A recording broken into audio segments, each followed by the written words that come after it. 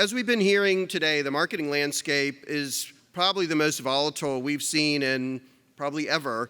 And for our final keynote this afternoon, we have two amazing marketing and digital leaders who will share their thoughts on how not only to navigate through all of this marketing madness, but actually thrive. So Stephen Young is CMO of Poshmark, a community-driven marketplace for buying and selling used and new clothes. They went public earlier this year in January. And sitting down to speak with Stephen is Swan. She's the former global head of digital marketing for Nike. She's also been in similar roles at Revlon, Estee Lauder, and she's a leading voice on Clubhouse. So with that, Stephen and Swan, please join us. Long day. I've got some hard seltzer here, so I promise if you guys have one, our conversation will be a lot more interesting. If you're interested, come see Atu and get the party started. Excellent. And I know we stand between you and the drink, so we promise to make it as interesting and as knowledgeable and as fun as possible as well.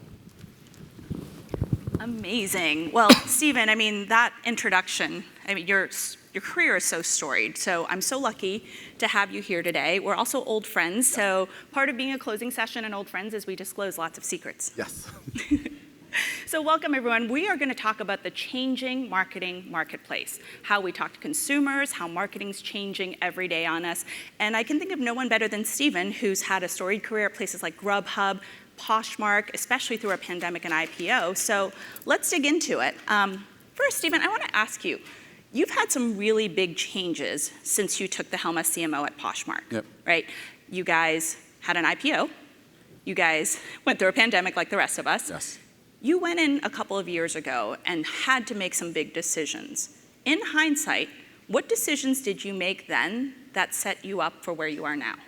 So that's a really good question, especially because so many decisions are better in hindsight, right? When you're actually making it at the time, you're like, okay, I don't know if this is right or not. But in reflecting about it, I think it's every leader wants to go through that journey of like, what did I do that was the right thing that I, even at the time, wasn't really sure. There were three things. The first one was around the people. Right? As any new leader, for me, it wasn't about necessarily my ideas. It was about how is it going to retain the people? How do I think about the organizational strategy? And when do I want to make those changes? First and foremost, I wanted to make sure that I didn't make any drastic changes early on in my tenure at Poshmark. That instead of coming in like most C-suite leaders would come in super hot, lose about 40% of their team. I think the fact that I retained a majority of the team helped us really through the pandemic because so much domain knowledge is in people. Like imagine any of us trying to hire during the pandemic, starting off virtual, that would not have set us up for the right success. So I think for me, it was really treating people like people and understanding that they were a critical part of my strategy and that retention, first and foremost, as any new leader coming in, was top of mind. Second was really thinking about and I remember in 2018, I was thinking about this, like, what do I want to be focusing on in 2020? Not realizing that 2020 was going to be 2020. And I thought about retention. I said the company was very focused on growth, like many companies are, but no one's thinking about, well, how do we actually keep the customers we have?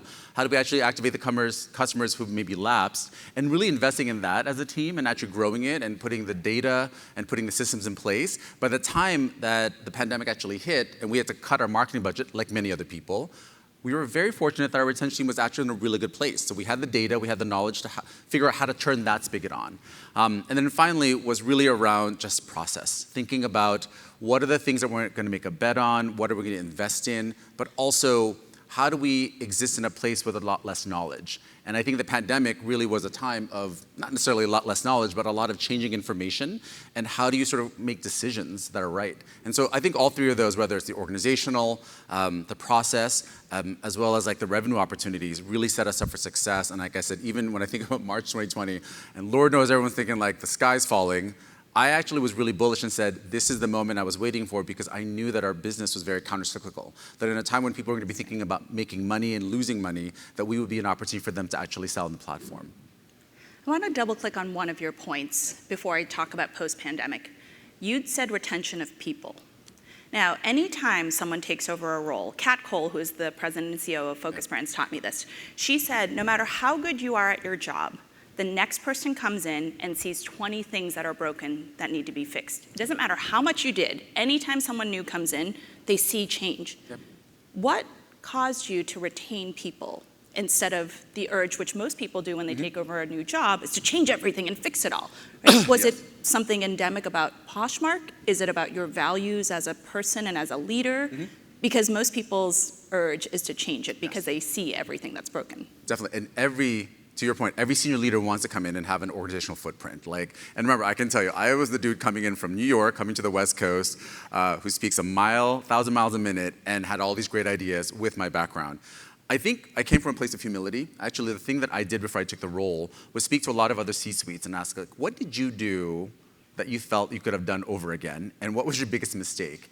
And I think my place of humility was saying, not that I know it all, but this is such a new role. This is not like a step up. This is it's like 3 step functions above what I was used to. I was managing an entire new team in another side of the coast with an entire new business model. So it was like changing the industry that I knew, changing the people that I've normally worked with, and then even changing the life that I lived in. So for me, it was, how do I, as a human being, process through this slowly and carefully and not come in like that I want to get it all done? Because if you think about it, I'm not a person who changes roles like every year. My last role was it for 7 years. So if I came at it from a longitudinal sort of perspective of, I'm going to be here for 3 to 5 years, I want to last longer. How do I proceed on this change so I'm not trying to do it all in the first year? And secondarily on that point, I will say my CEO is very keen to be a partner for me. He didn't just say hey, tell me what you want, let's get it done.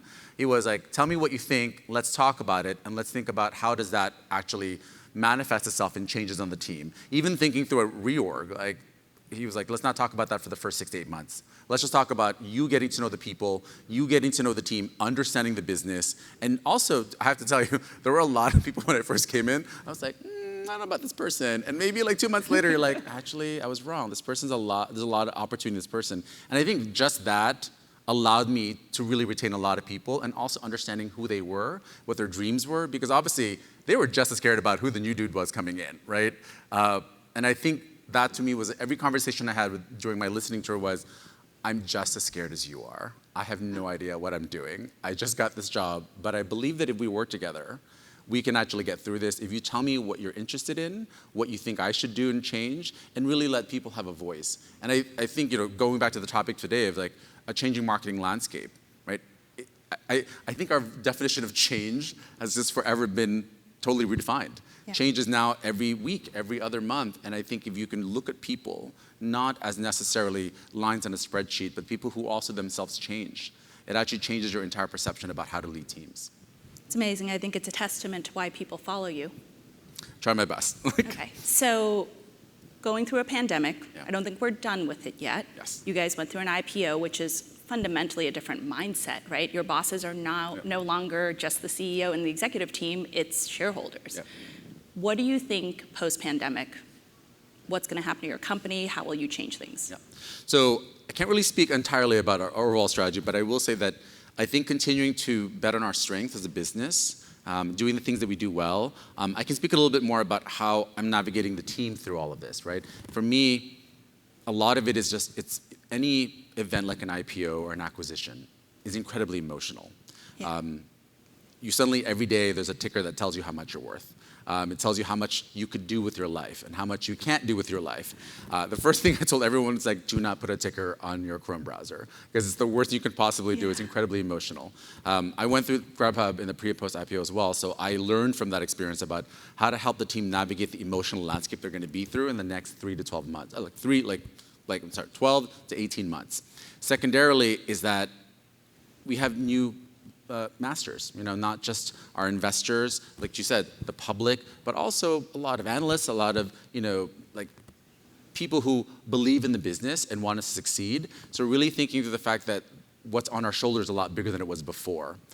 Is something that I really, really want people to understand, which helps each individual think about their actions, not just, I can do this in a flippant way, but what am I going to do that's going to build value for the business? What can I do to help our sellers who fundamentally we service? And number 3, how do I also elevate this brand, right? Because I think when you're a public company and you've got multiple lines of businesses, you're growing globally, elevating the brand is really important, but being a part of that change is critical. So I think for us, those are the 2 things that is really top of mind for me is just the brand that we had going into the IPO was brand X. Now, as we come out, we're going to be a different brand because we mean so many more things to so many more people. We launched 3 countries this last year alone. And so with more on the horizon, becoming a global brand is incredibly, as many of you have done, very, very difficult. It requires a different mindset. And even thinking through me as a leader, like how do I operate differently? Because it's not just me on the same time zone, it's me across 8 time zones. I want to ask you about taking big swings, because this topic is about changing marketing landscape. Yep. And what I've learned the last few days is we heard so many tips and tools from people who are doing the everyday right, the incremental attribution, SMS marketing, so many lessons. But sometimes I wonder if we're forgetting the big swings, right? And if you just play on Google and Facebook, it's almost a race to the bottom. Because 20 years ago, if you wanted to buy, say, a speaker, you walk into Best Buy and you choose from 5 things. And that's it, that's your universe. Now you go into Amazon and there's 1,000 different options. And we're all bidding on Facebook and Google and the same audiences, right? So yes, we have to get that right, but how do we leave space for big swings to actually have those amazing aha moments with brands? So it's a really great topic, especially for many of you who are probably working either DTC companies where everything is ROI measured. It's really, really hard to create that space in that world to think about how do I stand out and how do I actually stand for something and how do I create that moment that I would say a lot of CPG and brand marketers always dream about. And I can tell you, I'll tell you a story that it was a big swing that I went for. This is really right before the pandemic. Didn't go exactly as planned. There's a big sporting event of which I can't name. Does it rhyme with Uber Pole? Something close like that. And there was an individual whose clothes I basically wanted to sell on Poshmark.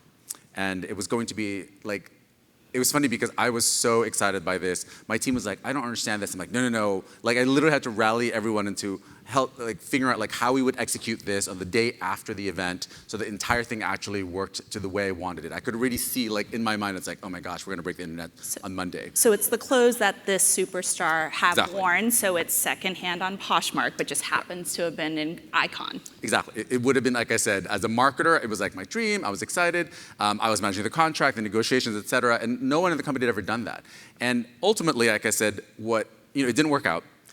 Many reasons or another, but what I really was excited about was that I got the team to really think big. I got everyone to go out of the day, even my growth team was like, is this really gonna work? I was like, let's get out of our CPI mindset, because if this event hits, right, it changes the perception about our company, who we are, who we align with, it opens even more doors.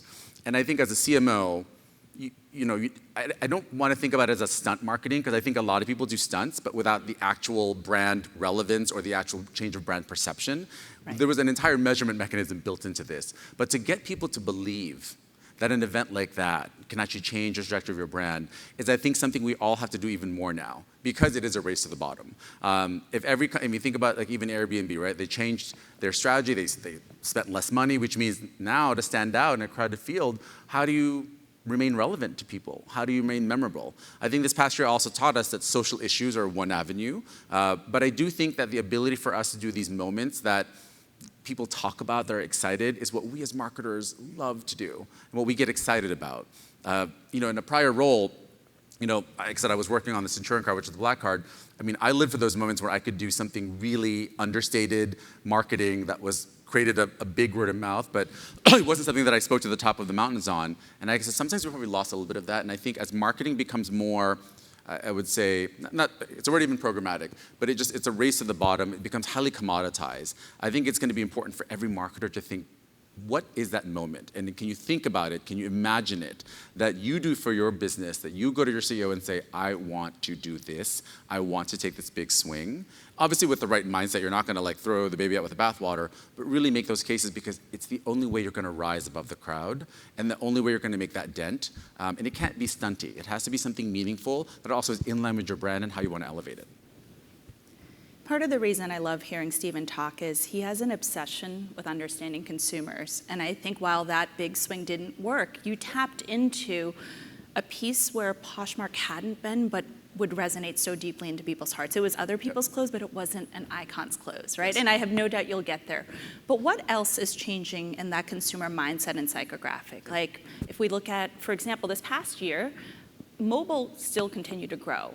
I thought, well, we're all at home and the desktop's a bigger screen.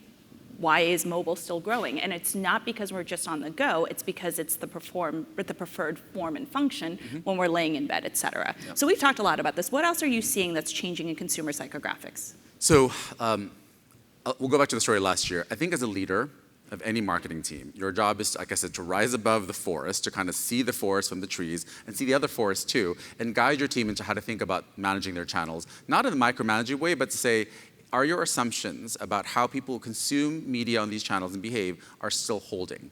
And so the example might be, last year around March, April, we already had a normal TV strategy set up. Like we knew the networks would be on. We do really well on X, we do really well on Y. But I remember having a meeting with my TV team being like, okay, psychographic has fundamentally changed in the last 3 weeks. What are we going to think about for the next 2 months?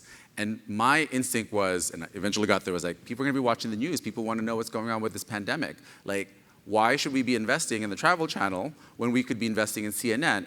It's a higher CPM, but you're going to get more eyeballs. And so I think even just that mindset around what do you believe the consumer actually does, but what are they going to be doing? Like, what do you do, right? Like, what are you watching? And narrating that to your team members and saying, do we believe that our customers are still going to be looking at the same things? I think is a kind of mindset we all need moving forward, because that psychographic has changed. Like if you told me last year I should keep investing in podcasts in Q2, probably would not have ended up well, given that no one's listening to podcasts because no one's commuting. Now, obviously that's changed again now as people are finding ways to integrate into their lives. So I think that as people are changing their behaviors because of this changing landscape of consumption, shopping, et cetera, how they're consuming media is also going to change. And it's really important for us as marketers to ask those questions. It's often sometimes like a dumb question. You're like, do you really think they're watching that show?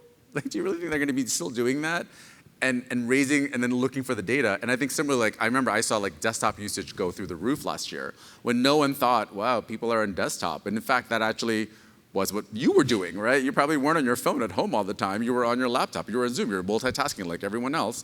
And so why not actually capture that? So I think it's really an important opportunity for every marketer to think through that way and question your assumptions. I want to circle back to people because I really liked what you said in the first piece. There's a talent issue in most of these companies trying to do, whether it's digital transformation or evolve to post-pandemic. How do you think about that talent gap? Because it's no longer Estee Lauder versus L'Oreal. It's, if you're working in digital, it's Estee Lauder digital team versus maybe IBM versus the next coolest startup. We're all going after the same talent. How do you think about that? Oh, Lord, it is a war out there, y'all.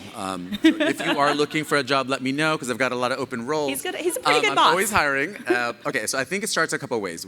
Me as a leader, it is my job to be out there to promote what I do as a leader for my team, how I develop them, how I have radical conversations, how I invest in their development, but also how I invest in integrating them into the team. I can tell you that I was doing drag bingo and magic shows last June with my team on Zoom when everyone else was still doing happy hours. I was thinking every day, how do I engage my team? How do I engage them? Because I'm not seeing them every day.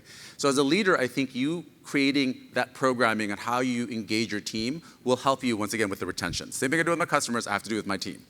Secondarily, I do think that you have to look at your team and say, if they're doing something really well, do you really think I want to keep doing that over and over again? And so even this past year, I actually rallied for a reorg, not of people, but actually of responsibilities. I moved things around on people. Suddenly, right after the IPO was the perfect time to do it, because you know what? Everyone has this huge emotional moment. I said, let's change your role. You're doing X, now I'm doing Y. And they're like, oh, actually, that's really great. I'm excited. So it's almost like you're changing the roles without actually having to change the company. And so you're creating that proxy experience of something new. I do think number 3 is that you got to always be networking. You always have to be building your pipelines. I think it's even more important now to be the kind of leader that you want to go out there. And I always say this also.